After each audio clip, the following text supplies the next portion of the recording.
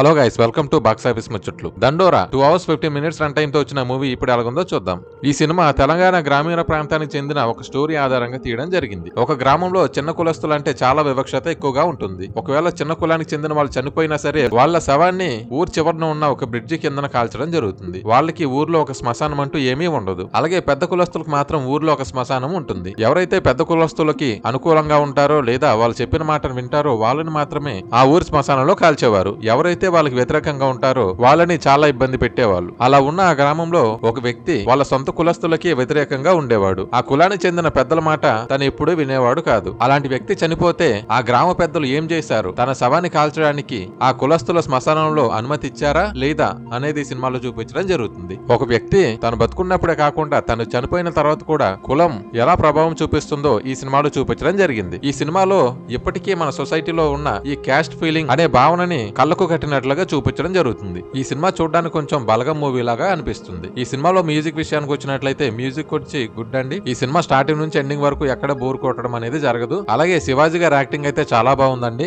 రచ్చబండలో జరిగే కొన్ని సీన్లు అలాగే కోర్టులో జరిగే కొన్ని సీన్లు వచ్చేసరికి శివాజీ గారి పర్ఫార్మెన్స్ వచ్చేసరికి గూస్ బంప్స్ తెప్పిస్తాయండి. ఈ సినిమాకి ప్లస్ పాయింట్స్ చూసుకున్నట్లయితే క్లైమాక్స్ వచ్చేసరికి చాలా బాగా డిజైన్ చేశారండి. అలాగే కామెడీ అలాగే ఎమోషన్స్ కూడా ఈ మూవీలో ఉంటుంది. ఫైనల్ గా ఒక మంచి గ్రామీణ కథాంశంతో తెరకెక్కిన సినిమాని చూద్దాం అనుకునే వాళ్ళు ఈ సినిమాని ఖచ్చితంగా ఫ్యామిలీతో చూడండి. ఈ సినిమా అయితే చాలా బాగుంది. ఈ సినిమాలో బిందు మాధవి ఒక మంచి క్యారెక్టర్ చేయడం జరిగింది. నందు కూడా బాగా పర్ఫామ్ చేయడం జరిగింది. నవదీప్ క్యారెక్టర్ కూడా చాలా బాగా డిజైన్ చేశారండి. ఎండింగ్ లో నవదీప్ క్యారెక్టర్ యొక్క స్ట్రెంగ్త్ అనేది మనకు అర్థమవుతుంది. ఫైనల్ గా రేటింగ్ అండి, ఇది నా పర్సనల్ ఒపీనియన్ మాత్రమే. ఈ సినిమాకి నేను ఇచ్చే రేటింగ్ వచ్చి 3.5. ఈ వీడియో కనుక మీకు నచ్చినట్లయితే లైక్ చేయండి. మరిన్ని వీడియోస్ కోసం నా ఛానల్ ని సబ్స్క్రైబ్ చేసుకోండి. Thank you for watching.